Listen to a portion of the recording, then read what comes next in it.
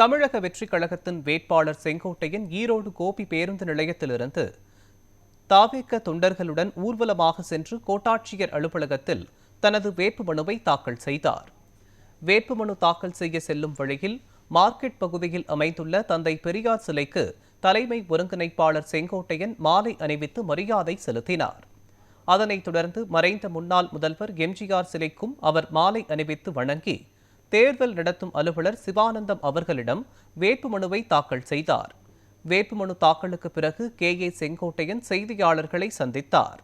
அப்போது பேசிய அவர், மக்கள் மாற்றம் வேண்டுமென விரும்புகிறார்கள்.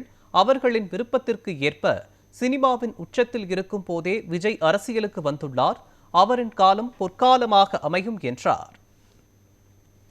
குறிப்பாக 50 ஆண்டு காலத்திற்கு பிறகு ஒரு மாற்றம் தமிழகத்திலே வேண்டும் என்று விரும்புகிற காரணத்தின் அடிப்படையில் புதிதாக மட்டுமல்ல, தனக்கு இருக்கின்ற அனைத்து வசதிகளை விட்டுவிட்டு தனக்கு கிடைக்க வேண்டிய அந்த திரையுலகத்தில் உச்சகட்டத்தில் இருப்பதை தேவையில்லை, மக்களுக்கு பணியாற்றுவேன் என்று சொல்லி இன்று பணிபுரிய வந்திருக்கிறார்கள்.